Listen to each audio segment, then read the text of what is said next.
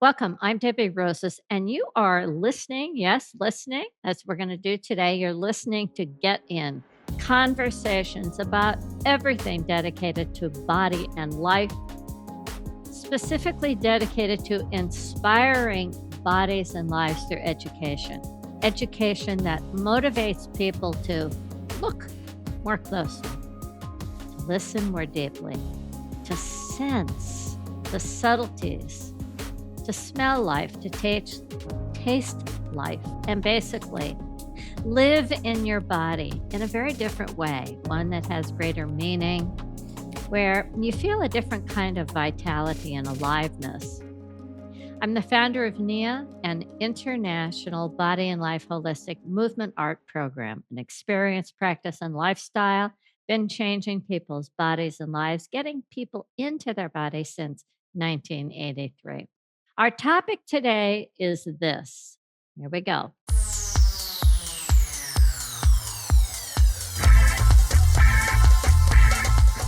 Yep, listening. Not just listening, but what does it mean to really enter into a technical relationship with sound so that you can maximize the benefit of a communication system that is part of being human? It's part of our primal makeup, sound. And sound is how we communicate, whether we use words or an emotional sound. Sound is something that we are trained to pay attention to. I remember being amazed that I was able to walk into a room of babies and hear my child's cry at just a few days old. Who's in there measuring that kind of sound? How am I hearing that? Where is it coming from? What kind of technology is in me? Well, we're going to dive into it. Whether it is through our ears, or what I call our chakra ears, more of a sensory resonance, or through our skin, we are always listening to sound. We are affected by sound. There's no way to get around it. Everything is sound. There's even a word for it, not a Brahma. My guest today is Caleb Kronen. He is passionate about what it means to make good musical experiences, was in research, has a PhD in something that he's going to tell you about. Who knew? It's about clear sound, high quality audio free from reverberation, tweaks, squeaks, echo, distortion, to boost our experience of listening. Well, in NIA, this is important because we listen to music, we dance to music, and we study the science of music. But you may not have studied the technology to make sure that you have the right kind of technology. We're going to talk about it. Now, here's Caleb's top 10 list, and we're going to talk about these in a little more in depth. First impressions matter. The sound of your voice, or the sound that somebody hears when they're dancing. Why audio is key, the impact of echo and reverberation, choosing the right equipment, balancing music and voice. Acoustic treatment, addressing background noise. I've got that today. I've got a DJ out in the park right outside the building. And the importance of testing. Always testing your audio before you go live. Engagement and retention and ongoing learning. But before we get into this, let me tell you a little something about Nia and music, me and music. In 1985, when Carlos and I were about to create our first video, we knew the music had to be different. Well, that's because we knew that we could move to any kind of music. Well, back in the days of aerobics, that was different. And so we were searching for music for the video that would reflect what we call the Nia sound. Now, at that time, we purchased music from some of the first two electronica musicians out of San Francisco. Electronic music, it was a big thing back then. You can hear it in our very first video called Non Impact Aerobics. By the way, that was voted best video by People magazine back then. About 2000, the year 2000, we created another video called Global Unity. Again, very different music, and a very different look and feel, as was the first one. Even our video sets were different. Shoes off, different kind of music, different kind of environment.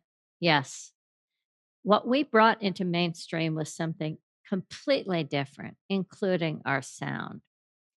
Back then, the technology, the equipment, all you had to control it was volume up and volume down. And, maybe some better speakers. But other than that, nobody really even thought about technology on the dance floor. Now, studying the body's way, which is the foundation of everything that we share in NIA, think about this. We are all instruments. We are all instruments responding to resonance and sound. We are being played by sound, even by our breath, by our cough, by our heartbeat.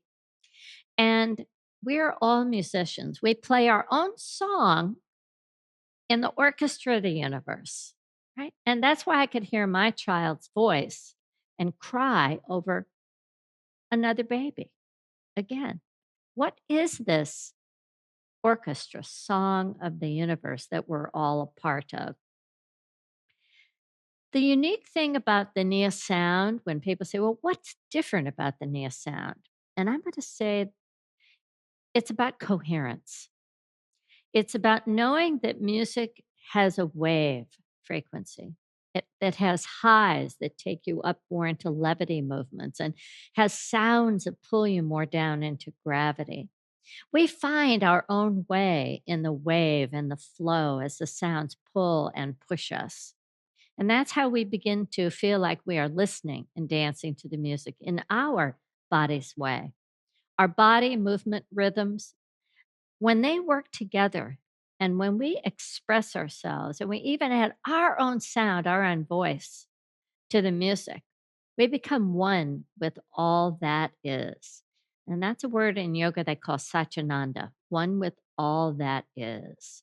It's like finding a chord, a lost chord, and we all of a sudden become part of this glorious song. Now, what's so amazing about the body's way in your body? Our body provides us with the only sense organ capable of perceiving numerical quality. Now, I've never been good at numbers, but how is it that my body can recognize through my ears and my brain can recognize numerical proportions, qualities of a 1 to 2 as in an octave, a 2 to 3 a fifth, a 3 to 4 a fourth? At the same time, I can hear the difference in the chord of a C, G, and F. Who's in there doing all that? Miraculously, my body, your body is able to take a tone value, fuse two elements together into a unit, into a value, and this becomes exact. And we can check this precisely against the value of number and the value of tone. And you've heard me say many, many times, without you even paying attention, your brain is mapping sound and pitch in the tonatopic map of the brain. Synchronicity, energetic coherence, movement coherence. This is what we're after. And now we're going to talk about creating better coherence with the right kind of technology. So we're going to dive into a discussion of music and sound. Remember, for NIA people, music is an essential part of working out. It sets the tone. It is part of creating a health and well-being experience. High quality sound can drastically improve the sound experience of the dancer and help students succeed without hurting their ears and nervous system. If you're not sure, well, what's it mean to have the right kind of sound equipment? You're in the right place. The right equipment and sound technique that can elevate listening, comfort, movement, and the educational sessions that you teach. They can help you present your work, whether you're a yoga teacher, a NIA teacher, in a very professional level, creating a seamless, immersive experience that keeps students focused, their nervous systems calm, or elevated a little bit based on what you want. Most important, attentive and coming back for more. I wanna welcome you, Caleb, so much. This I'm so excited about this conversation. Welcome, welcome. I wanna start with your backstory. Now, I know you've told me the story, but I'd love you to start by telling our listeners, how did you get into this sound thing and specifically helping NIA teachers find the right equipment? When I was a teenager, I went to a dance studio that was primarily focused on Nia in Boulder, Colorado. There's a trainer named Jill Factor. She's now my mother in law. She wasn't back then, but somebody was having a birthday party there, and they hired me to run the sound system. And I realized how important it was for everybody who was dancing and having a great time, how crucial my work was to make sure everybody could hear clearly and nothing went wrong. And so what happened is when I went into college, I decided I wanted to be able to help people who are trying to dance, trying to play music, trying to record music. I wanted to be able to help them maximize their audio quality. So I did a bachelor's in audio science, and then I even went and I got a doctorate in audio science. Um, Wow. I I loved I loved taking in-person NIA classes, from Jill Factor in Boulder. She later, like I said, became my mother-in-law. I married one of her daughters, but what was really interesting was when I was in class, I realized that, having the right sound in these in-person classes was really important. You wanna be able to hear what the instructor is saying so you can make sure you're doing the right moves and everything, Yeah. but you also wanna be able to really get immersed in the music, of course, and so I focused on trying to help, the in-person classes, but when the pandemic hit in March of 2020, Jill came to me and she said, "Hey, do you think I could teach my classes online? They kicked everyone out of the studio because of the pandemic, and I want to stream the classes. So how could I do that without the audio getting all blurry and distorted and whatnot?" So I said, "Sure, yeah, I can do that because I also worked in a recording studio for 4 years." So I said, "Well, I've got some recording equipment, and we'll hook them up to your laptop." And she had a headset mic already that plugged into the sound system at the studio. And so it was one of these really interesting things in life where everything kind of happened at the right time where I was trying to focus on audio for streaming. All these different fitness instructors, primarily NIA teachers, needed my help. And so I dug in deep and I tried to find cost effective ways, simple setups for NIA teachers. Not just because it's what I was good at, what I got my doctorate in, but also because NIA really has helped my life. The the classes I've taken were really important to me. In fact, there were times when I actually teared up after class because it moved me so much. I was in a car accident in 2017, and I herniated several discs in my back, so I couldn't run. I couldn't play a lot of the sports that I was used to doing. But the low impact nature of Nia was able to heal those discs in my back. And the surgeon said to me, um, "How did you do that?" Because he hadn't seen anything like that. And I said, "Well, let me show you Nia." And I sent him a few videos and whatnot. And he's been suggesting it to people since 2017 as a good option, but I wanted to even if people couldn't afford my time, I said, "Don't worry about it. We gotta get you teaching online because I don't want you to stop doing your NIA." So that's my story. And then the bottom line is in the few years since the pandemic, I've helped hundreds of NIA teachers, hundreds, met with them online all across the globe, got them the right equipment, helped them set it up, helped them test it, make sure it was working right, taught them how to use it. And it was one of the most important things I've ever done in my life because people didn't skip a beat. They kept teaching. They they brought a sense of community during the pandemic to each other where they were all isolated. They couldn't go out and see their friends, but they could meet on Zoom and they could dance and they could hear the music and they could hear their teacher. And it was really inspiring and it was life changing. I love it. You used the word they didn't miss a beat. And, it was so important for me when COVID hit was to really figure out how can we keep serving people with this work. So I've got to thank you for bringing attention to the technology needed to provide, as you said, people want to hear what the teacher's saying, clarity, and also to make it easy. It can be pretty scary, all this technology stuff, when you have no idea what card goes where, right? Oh, yeah, Um, definitely. you had a great suggestion that I have done for a long time that I think is so very, very important, and that for teachers to self assess their sound, record their class, and listen to them.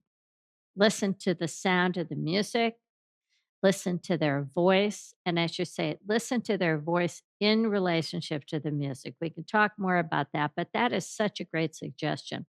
So, we've got teachers that teach in person and also hybrid classes, a lot of teachers do both. Is there a best sound shopping list for online hybrid classes, and what would that list be? The most important couple of items is a headset mic. I see you have a really discreet, beautiful one on right now. So a microphone that you can put on you that's hands-free, that has probably a body pack or something that can transmit to a box, that picks up that information. So a wireless headset fitness mic. One company, I don't have any ties or financial Uh-huh, ties to any equipment, but one company that's done a pretty good job over the years is Samsung. uh-huh, They have had the Airline 77, and then they had the Airline 88, and now they even have one called the 99, which selects the correct cleanest radio channel to transmit the sound. So that's been really great because if you live in an urban setting, there could be a lot of channels getting used by ambulances and radio stations and whatnot. So you want to make sure that you're on a clean channel. So first thing, headset mic. The second thing is what's called an audio interface. And that is a little box about this big, and you plug your mic into it. And what does this machine do? Well, it changes the electrical signal from the mic, a pulse of electricity, and it turns it into information and numbers that your computer can understand. So it has a USB cable in the back. You plug it into your computer, and all of a sudden, your computer has the information you need because you can't just plug a mic right into your laptop. So it's kind of an extension of your computer that you can plug a microphone is it or a about the size of a phone? it's probably just a little thicker than a phone, but Uh-huh, the okay, actual device is about the exact same size of a phone, but maybe 2 or 3 phones stacked up on each other. So it's awesome. pretty small. For Nia, what I find is really interesting is we don't need 100 channels like a band with drums and guitar and all these musical instruments. You need your voice, and you might need a music channel if you're not going to share it straight from the laptop or the computer. So those are really the two biggest things is you need an audio interface. One company that I've been really impressed with and that's also very affordable is Focusrite. They make a little machine called the Scarlett, and the Scarlett has one channel for your voice, and if you need a channel for your music, you can pop that in there. And that device, it's, around 100, $150. That is such a game changer because a lot of people already have the headset mic. They teach at a studio, they bring their mic, they plug it into the studio sound system, but not a lot of people, especially a few years ago before COVID happened, they didn't have the audio interface. So one of my main goals was getting people the correct one that wasn't overkill or wasn't too low end where wasn't gonna work right, and trying to get that set up for them and plugged in. So those are So the 2 what's biggest ones. yeah, when you talk about 2 channels, explain to everybody why it can be helpful to have a channel for the voice and a channel for the music. So before Zoom introduced a feature called Share Computer Audio, which was introduced not too long ago, but there were a couple of years where they didn't have that feature. So one would plug their phone through a cable into the music channel. So their phone would supply the music to Zoom, and then the other channel would be their voice. So they plug their mic into it. So you'd have both the music and the mic plugged in, and that was a really great option. Now a lot of people, they've unplugged their phone from the interface and they're just sharing the music straight from their computer. That has been a really nice thing because it's just one less thing to worry about. We talked about simplicity. So important because the last thing you want to do is be worrying about your audio when you're trying to prepare to teach a class or educate your students. So that's really why you would want two channels. And if you're going to use it for hybrid, it's also really nice because then you can be mobile, a little bit more mobile, easier to grab on your phone, switch the song, fast forward, turn the volume up or down just with your hand. So that's why these two channel devices are really wonderful. So I can, as a teacher, whether it's in person or hybrid, I can access the sound information from my computer, or I can access it from my phone. Yes. And what's nice about having that second channel is you know that cable that connects your phone where the music is stored? Mhm. You can actually get a splitter and send one cable, like a duplicating splitter, send one cable to the house sound system, and then the other duplicated cable to your computer. So that way you have the music getting sent onto Zoom and to whatever speaker or sound system they have at the studio. So there's a lot of good reasons why you would want to have a two-channel audio interface. Yeah, particularly if you're teaching, as you said, at a studio where they have speakers, external speakers in the room. Yeah, Mhm. great. When we go into a sound store, my husband's a musician, and he knows what to look for when he goes into a sound store. I walk in and I'm like, oh my god, right? So, what do you really need to look for? How do I know that I'm going to get the right kind of person that's going to help me? Is there any clue?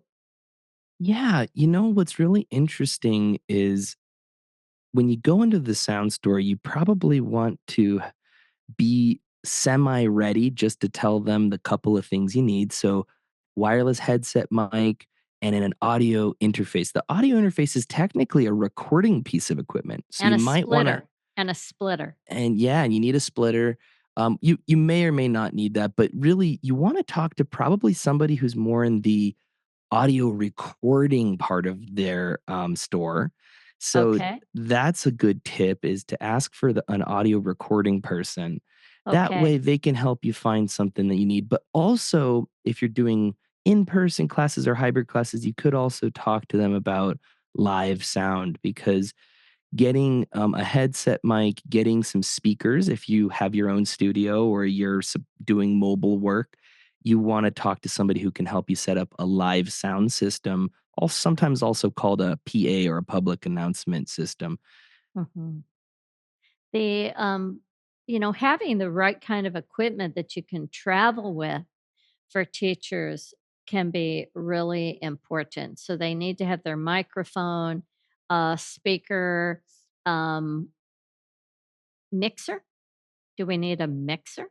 Sometimes mixers are really helpful. But the cool thing that I've discovered is that these audio interfaces that you use to help you with the Zoom part of your hybrid, or if you're just doing a couple of online classes, they act as a mixer because there's a volume knob for both channels and there's Okay. some outputs on the back. So it's powered by USB, but it also acts as a mixer. So I would hate for somebody to buy an kind of a double piece of gear, a duplicate that they didn't need. So a lot of times I would see if you can try to get away with just using your audio interface, which has mixing capabilities, before you invest in a big mixer because those mixers can be a little bit expensive. But one thing I've found after meeting with a lot of studio owners is sometimes they get oversold a big fancy mixer Yeah. when in when in reality, we're really only working with 1 or 2 channels, or sorry, 2, maybe 2 or 3 channels when we're, teaching Nia, for example, and so sometimes less is more. A small little mixer is a good Yeah. option. But yeah, I think that it'd be good to consult with me or a different audio person before you end up buying too much gear. Yep, I agree totally. What's the difference between the kind of microphone I have right now and you have like a headphone over the ear? What's the difference? And do I need both? And why would I need both?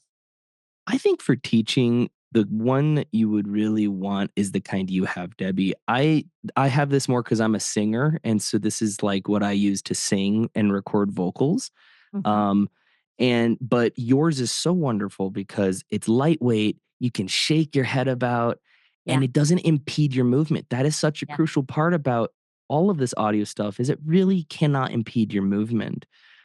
And that actually brings me to an interesting point, which is that some people have said, "Well, hey, um, can I use Bluetooth?"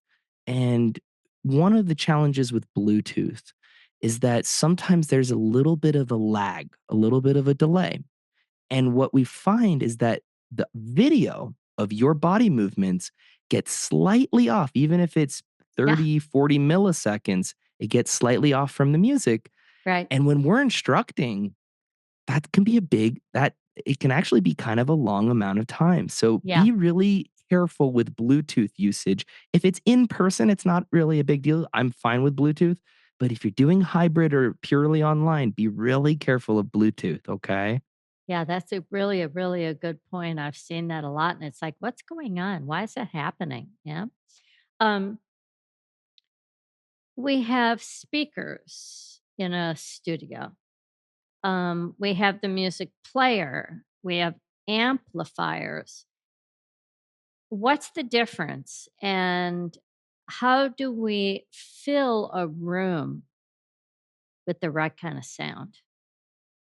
I'm a big fan of what's called an active speaker. And an active speaker means that there's an amplifier built into it. So you don't have to buy a separate piece of equipment. Um, Maybe 10 years ago, all you could do is just buy an amplifier and then passive speakers that didn't have any boost in them. They just accepted whatever they got. But Right. there's some challenges with that because you could accidentally give it too much electricity and blow the speaker. Done Um, that. and also, again, back to the simplicity thing, having one more piece of equipment in the mix can be challenging. So, having speakers that have their own power boost, their own amplification built in is really nice. And I think that's becoming more and more common every year, having an amplifier that's inside the speakers. Yeah. One thing you want to be careful of, though, is that the mixer that you have um, doesn't have an extra layer of amplification built into it because sometimes mixers are powered. And so you don't want to double power your speakers. So, again, being really careful about not getting active powered speakers and a powered mixer as well is important. It's the way listening to you, I kind of feel like I'm talking about the nervous system of the human body. We're talking about an external nervous system, and we want it to really interface in a beautiful way with our ears and the human nervous system. Do you That's think such a good two point, Debbie. speakers are good enough? I hear about surround sound. Do you think two speakers are enough in a dance studio? And why would four be better? So, I'm I like I mentioned, I worked in a recording studio for about 4 years, and there are very few, almost close to no audio tracks of music that are recorded in surround sound. That's becoming more popular. So Okay. I'll check back with you in a couple of years and maybe I'll change my answer. But right now, 2 speakers is enough in my opinion. Uh-huh. Because music is in stereo, it's not in Dolby Atmos, for example. Dolby is surround sound, and there are some recording studios recording in surround sound right now.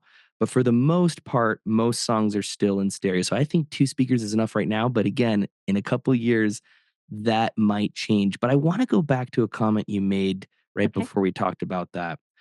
Part of my doctoral work, a very large portion, was learning about the human auditory system. Okay. How do the ears work? How does the auditory nerve work? How does the auditory cortex work? And how does our music perception play into that, our audio perception?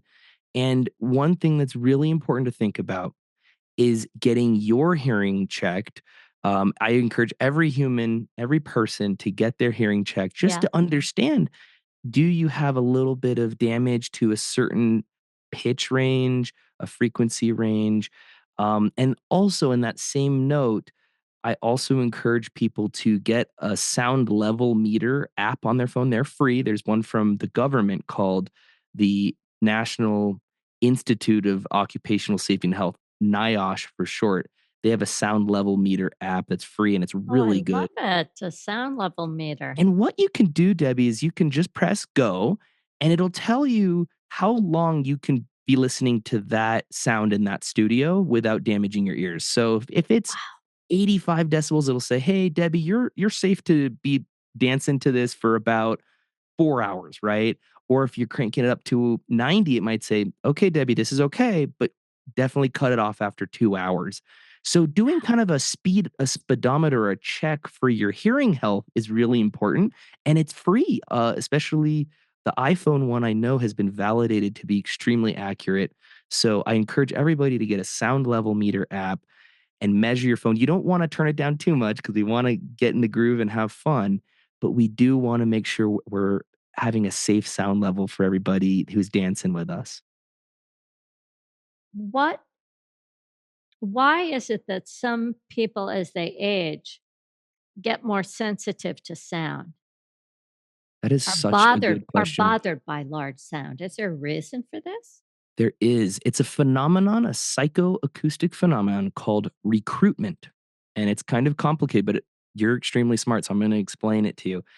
When we're born, we can hear from 0 or 5 decibels all the way up to 120 decibels. So that's a really big range. But as we age, this lower part of the range gets worse. So let's say by the time we hit 65, the softest sound is no longer 5 decibels. The softest sound we can hear is now 40 decibels. So Mhm. that range between 40 and 120 gets squished, it gets compressed.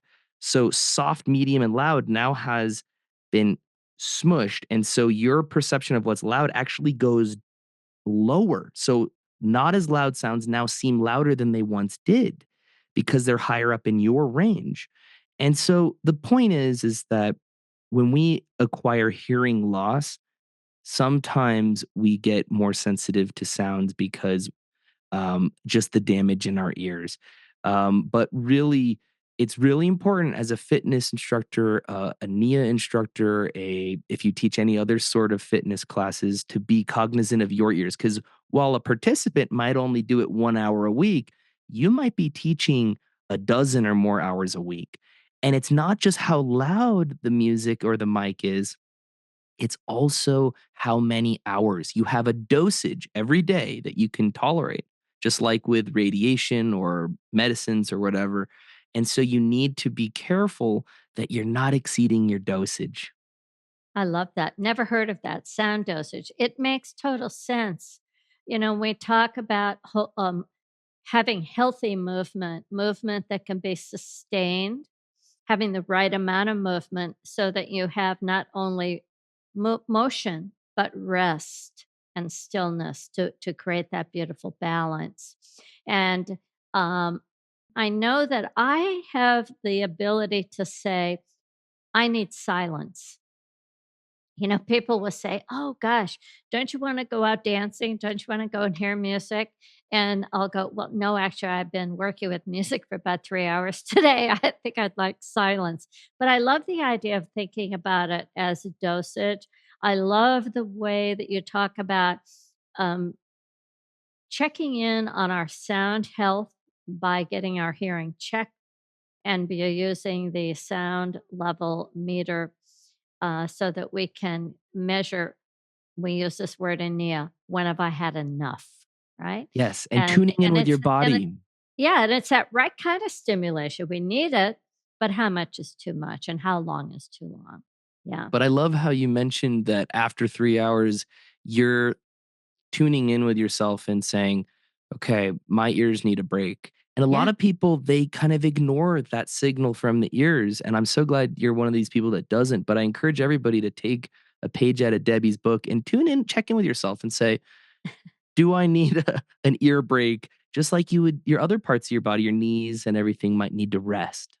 absolutely. I love it. I think about, tell us how do sound waves how do we hear? I know you were gonna talk a little bit about the science of that Oh, and yes. how sound goes in our ears, right? It goes out our brain, it goes through our body. How does that happen?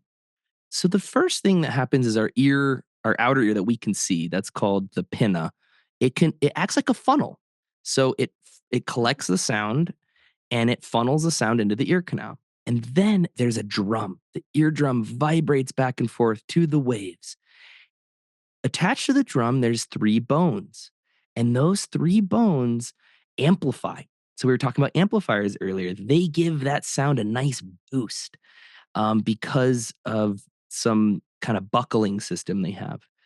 Attached to the 3rd bone is a window, another membrane that is attached to a fluid-filled spiral organ, spiral shape called the cochlea. That's really where the magic happens, in my opinion. I It's love it. it's tonotopically organized. So at the very front, the beginning of the cochlea, the where that membrane is, it picks up high pitches. And as you go down into the bottom of that spiral, that's where the bass is. So when you hear a kick drum or some sub bass, it's the very end of that inner ear. And when that water or that liquid is pushed, it bends a little hair, we call it a hair cell, it bends it, and when that hair cell bends, it shoots some electricity out and it goes up to your brain. And so when the music is too loud, for example, it can actually crack or break those cells. And Wow. so that's why we say, "Hey, we're gonna wanna check to make sure that we're not doing too loud of music," or what have you. But what's really beautiful is that a lot of dancers will end up getting hearing injuries. But what's interesting about it is they'll come to me and say, I had no idea any of this stuff about any of this stuff. So they end up trying to deal with it later, but there's not a lot we can do. We can't heal your ear. There's no surgery to fix that inner ear hearing loss. But what we can do is we can prevent it from happening in the first place. The other thing that we need to think about is when we hear, there's this time domain. So if I say a sound, if I just go, "S," I did an S sound. It started and it stopped really quickly. If I was in a gymnasium or in a dance studio and I Mhm. go, "S," it could linger for a whole second even. That's called reverberation. Or if I clap and it lingers for a whole second. One of the biggest reasons, probably the biggest reason why I like having my NIA teachers that I've worked with wear a headset is that they're designed to reduce that reverberation. So your speech, it's every sound starts and stops quickly so that everybody can hear every little sound. When you don't have one of those, and let's say you just use the microphone built into your laptop, right? Mhm. It's picking up that sound bouncing around, bouncing around, bouncing around. So all the sounds get blurred together. The best visual image is if like you took your hand and smeared a bunch of writing with the pencil and Okay. everything just gets blended together and it makes it really difficult to hear. And then So also I tell teachers, I can talk naturally and normally and let the microphone do the work. When you don't have the microphone and you are pushing, you're like creating waves in the water versus letting it just float and move. I love that. I love that image yes, of the smearing. and we also think about the other big challenge, which is distance. So um wherever you are when you're going through a routine, you could be close to your laptop mic or you could be far from it. Right. And so keeping 1 inch of distance, no matter where you are, keeping that distance short is really important. So you're reducing reverberation, you're reducing distance, you're reducing distortion because your vocal cords cause kind of a distorted sound when you're pushing. If you can Absolutely. speak naturally, it's clearer and it's easier to understand.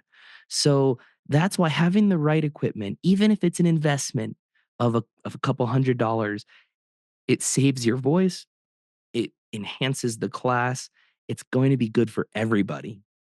Well, saving the voice is really, really important. And, I remember having pneumonia and literally doing something with my finger. And I couldn't believe my perception of how much life force energy it took for me to move my finger. And it was at that moment I realized how much work it is for a body to breathe and how much energy it takes to create speech and sound.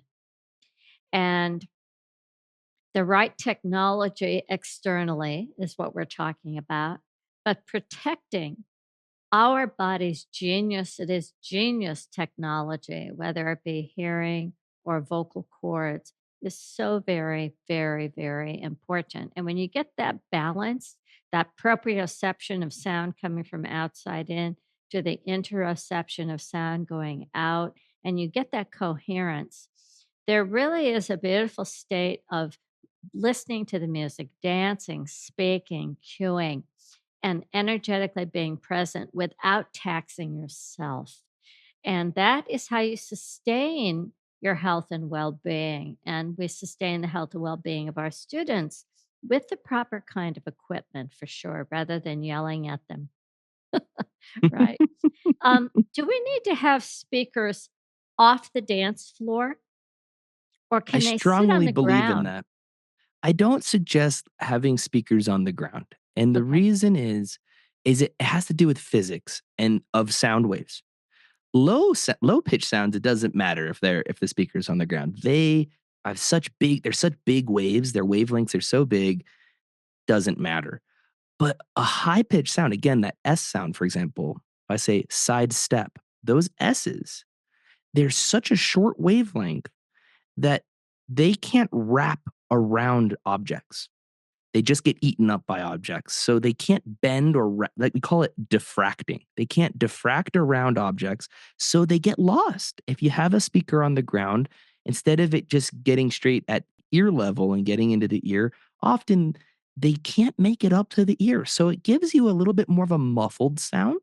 Yeah, And so that physics answer is why I do suggest trying to get the speakers at ear level. I love it. There are a lot of popular formats today. Our MP3s or streamed music. You talked about the Bluetooth and how that can create a lag. Is there anything else we should know about streaming music? I did a study. This comes back to the whole doctoral work in audio. I wanted to know, can regular folks who aren't like audio engineers or working in a recording studio, can they tell the difference between an MP3 and say a CD file? Okay, Because, some people still have their iTunes with some CD files from a lot of past me. routines, and I have a lot of the teachers I work with, they say, "Well, I wanna use the high resolution file."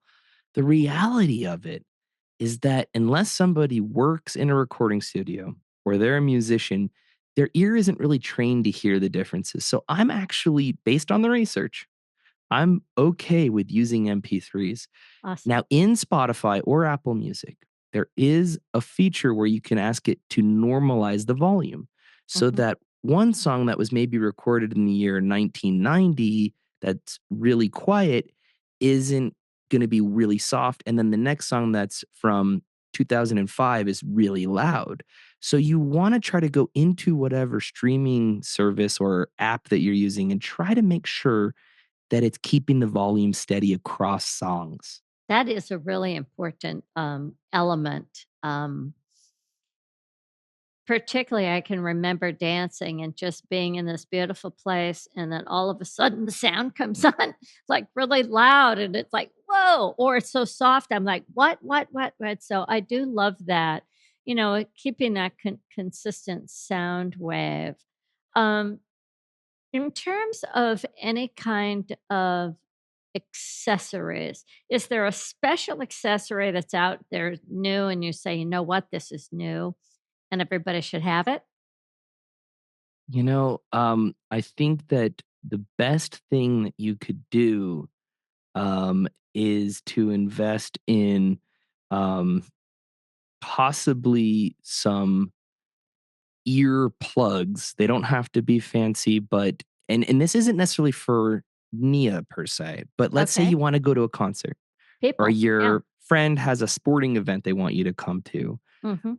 Protecting your ears with a filtered earplug so it has like a membrane on it so you can still enjoy the music. It still sounds pretty natural and good, but reducing that overall volume a little bit. So you can find those online. I know West Tone makes some here in Colorado, or you could go see an audiologist and they can make you a custom fit one. But that is some new tech that I find almost everybody can use because a lot of people want to go to concerts or sporting Yeah. events or whatever, and or a free dance, a Nia jam, and they just want to crank it up and that way, if you feel like it's a little too loud for you, you don't have to say, "Oh, we need to turn it down, everybody." You can just put your earplugs in and then you're good. Yeah, well, I could have absolutely used that when I went to visit my mom and dad before they passed. The TV would be so loud. I could have totally used that and it would have been great. Is it necessary if you have a portable sound system? Let's say you're a traveling teacher. Is it necessary to have and are there some kind of stands that you can get that are pretty portable to travel with that'll get the speaker off the floor? Yeah, and actually the stands have gotten much, much lighter over time, which is Okay. great because they used to be so heavy and Yeah. bulky, but now it must have changed the type of material that they make them out of because 'cause they're actually really lightweight now. But as far as protecting your equipment goes, they do have all sorts of great cases now. So I think putting devices in cases is a really wonderful idea. And it actually is very similar to putting earplugs in or something. That's like a case for your ears. So protecting what machinery you have, whether it's your body or your microphone or your amplifier or whatever, finding a foam case with a hard shell is really important. I know Pelican makes kind of customizable ones that have wheels. So Pelican rolling cases are great for this. But yes, so I think that if you're gonna do mobile, that's a really good idea. Yeah. I love it. Um, I was talking a little bit earlier about how do you determine the the size of speaker or the output based on the square foot in the dance studio. Is there an equation? Is there a ratio that you could work with? Every time you add a speaker, you double the sound intensity. So that's but also every time you go back a few feet, it also the sound intensity also halves. That's called the inverse square law. So I'm a proponent of instead of buying one giant speaker to get a few smaller speakers and see if you can get them to be what we call daisy chained. Because that way you're not lugging around the world's biggest speaker. You can just have a few small ones. So that's actually kind of a hack, if you will, is having some small little speakers is a good option. So But to instead of really, 2 big ones, maybe like 4 smaller ones. yeah, Even if you're traveling, you suggest that? well, they do actually make some rolling speakers that have a battery pack built in, and a built-in input for mic and a built-in input for music. Oh, wow. They have several of those that are actually really affordable. Um, that the name is escaping me right now, but those are great for outdoor classes because you just wheel it up, you plug your mic and your music into this one little speaker, and you're ready to go, and it's on wheels. I think it even can charge your phone. So the technology with batteries and Bluetooth and frankly, just speaker technology, you can actually get a pretty big bang for your buck out of just this a speaker the size of, say, a small cooler now. So I think that's Beautiful. one. Yeah, I think that um, generally speaking, you don't need quite as many speakers or as big of speakers as you did a few years ago because there's been a leap in technology. Yeah, I notice I love the tiny little Bose speakers. They're so little. It's like, is that a speaker? Yeah. So again, let's say I have a 2,000 square foot studio and then there's a 1,000 square foot studio. Do they use the same speaker size? Yeah, I think one thing to consider are the acoustics Oh, okay. because if sound gets eaten up by soft materials, then you might need to crank it up a little bit more. If it's hard surfaces and the sound doesn't get absorbed, then you have to consider that too. So the best thing to do is to start off with a couple speakers, crank it up. It's probably going to be loud enough. Mhm. If it's not loud enough, add one later and just keep adding. But again, it's really hard to say without knowing really more of the acoustical properties of a given space. Like how many Um, windows, how high the ceilings, what kind, are the walls, flat or are they textured? All of that makes a difference. Big time, big Yeah. time. And I do encourage folks to have some softer materials. There's a NIA teacher out of California that did a really brilliant thing. Her name is Paula Chambers, and she actually put up these paper lanterns out of this specific paper I designed. And it absorbed some of that reverberation. So there are acoustical treatments you can do that help absorb some sound so it's not bouncing over all over the place and making it more blurry and reverberant. Yeah. Beautiful. That's a really, really great, great point. Um,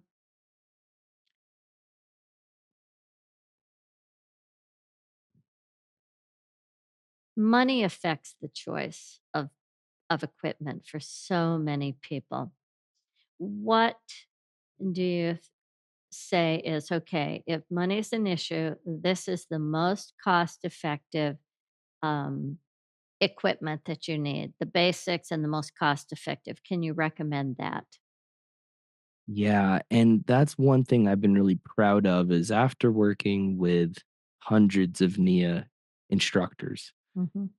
I worked with all sorts of people with different budgets. Some people said, I need the lowest cost option you can find. And I said, no problem. Let's search online together. Let's find you something that'll work. And then I have people that say, look, I'm recording this really high end video and I need the best possible solution out there. So, one thing that is acceptable is they do have, for low cost, remote microphones that you can get, say, on Amazon that would either clip to your, like a lapel mic or even a headset mic for around 40 or $50. One company is called Kima Fun. It's not amazing quality and it can glitch occasionally, but there are microphones that work for that's in person or Zoom, um, that are very cheap. And that does, in some ways, it can bypass the interface because they give you some kind of jerry rigged cables to try to trick your laptop into not needing an interface. So basically, there are some solutions that are really low cost, even up to $50, that are going to be way better than just using the built in laptop microphone for hybrid classes or what have you.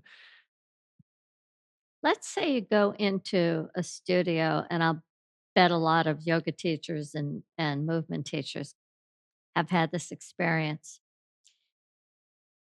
The sound system is horrible. Is there anything that or any equipment that a teacher can use to bypass that? Yeah. Yeah, So I let's go see in with here. my computer and I've got my playlist or got my phone. should I bring in external speakers? There's something I can bring.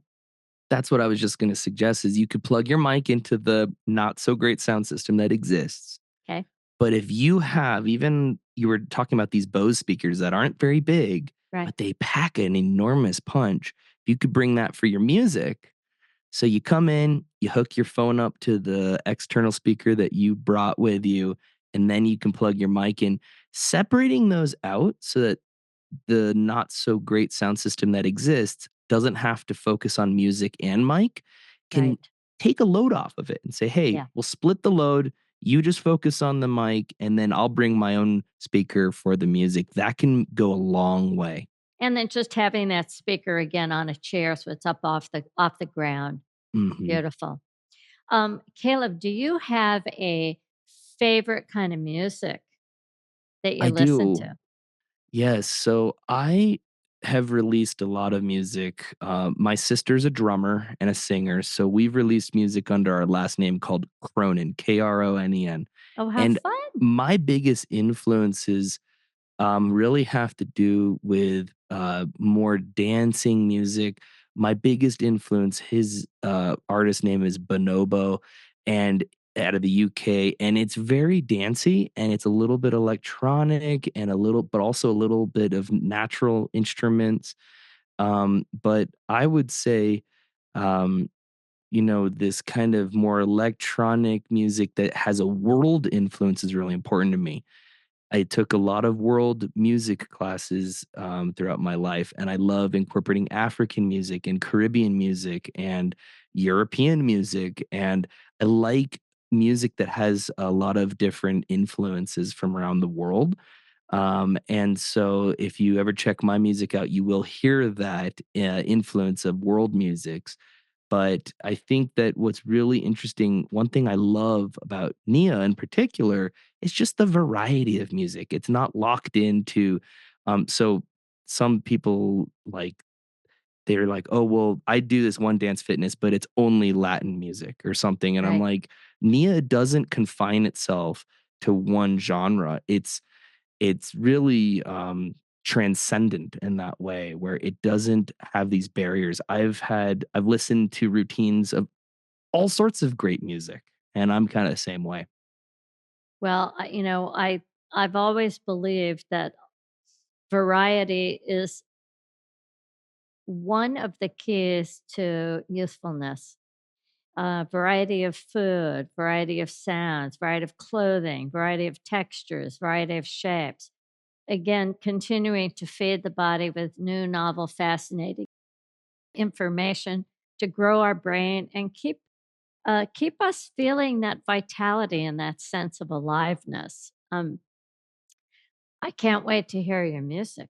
I think that's going to be really important for everybody to hear a little bit about the behind the scenes of your sound. I look Oh, forward yeah. to that. Awesome. Well, I want to thank you so much for this beautiful, informative, philosophical, science, craft, art kind of deep dive into the technology of that thing, that sound, whether it's music that you dance to, or as I said, the sound of your baby's voice.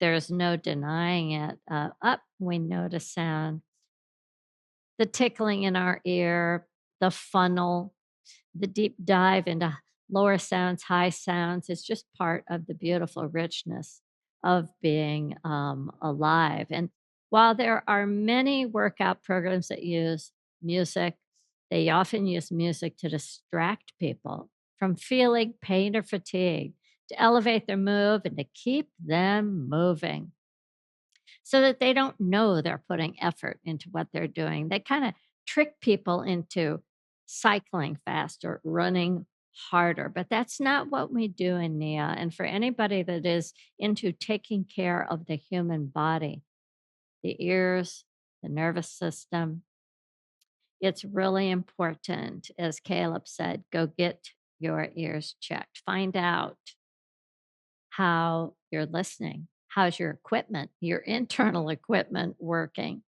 And remember that in life, what's beautiful is to use music as a resource to connect. to feel a part of yourself where you can just drift off and your imagination can be lit up. You can go somewhere else. You can go to Africa. You could be taken somewhere on a journey of sound. Music is not only therapeutic, it absolutely can be used for conditioning, which is what we use in the music for therapy and conditioning, which is why we have a variety of sounds. And sometimes you'll start out with a routine, and it'll start out with a fast song. Yeah, there are those days our nervous system has to bust out of bed and get going, but other times the routine starts a little slower. And this is one of the promises made in Nia that you're going to condition the nervous system. This comes from movement and energy variety, changing those sound waves, changing how our behavior of our movement is, which is influenced by the sound. We don't just listen to the beat, we don't just move to so many beats per minute, but we listen to the instruments, each one knowing that it affects and it stimulates a different organ in the human body. To find out more about our guest and to reach Caleb for consultation, if you want to know how to get the right equipment, he's your guy. To create a more professional experience and a better experience for yourself, save your energy auditory experience for you and your students, go to you heard it, Dr. Caleb, Caleb dot Kronen, Kronen at gmail.com.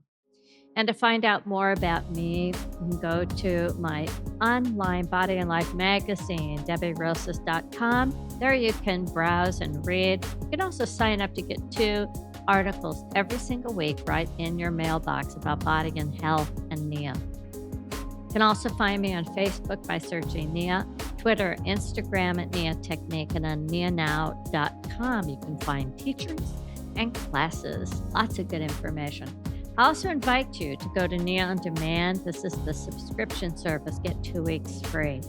There you can listen to that music variety we're talking about, and you can dance to all kinds of workouts from something in a chair to movement on the floor, something a little easier, moving to heel, or more athletic in one spot, niaondemand.com. Thanks again for joining me. And don't forget, this is the most important time for us to get into conversations, to get into learning, to get into moving, to get into growing together. I just want to say thank you for having me, Debbie. After meeting with so many people in your community, every single person was so kind, intelligent, sweet. It's probably the most inspiring community I've ever worked with. And I just want to thank you from the bottom of my heart for letting me interact with you today. And also thank you to everybody who I've spent some time with. It's been really wonderful. Awesome. Well, back at you. Like minds, right? Curious people, we find each other. All right. Thanks so much, everybody, for joining me. And we'll see you next time.